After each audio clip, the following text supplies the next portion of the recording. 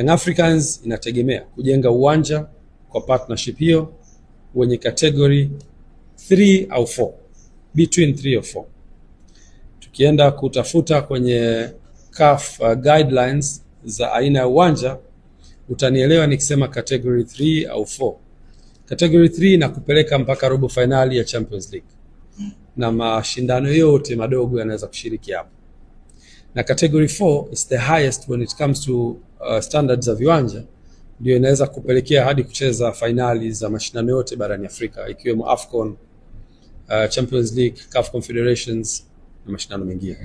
Kwa hiyo tuliamua kwenda kwenye kategori hiyo ili kutoa fursa ya klabu ya Yanga ambayo sasa hivi imedevelop behavior kushiriki mashindano ya kimataifa, lakini pia kutoa fursa ya uwanja wetu kutumika kwenye mashindano mbalimbali. Kwa sababu eneo hilo halitakuwa tu la uwanja wa mpira wa miguu, lakini facility hiyo inaweza kutumika kwenye mechi mbalimbali, lakini pia matukio mbalimbali ya kijamii. Na dhamira ni kukusanya fedha kwa ajili ya kuhudumia uwanja. Lakini tutakwenda kujenga uwanja ambao ni state of the art. Leo ambapo ni sehemu ya taarifa hii tunaitoa, Excom iliweza kupata nafasi ya kupata presentation ya aina ya uwanja utakavyokuwa.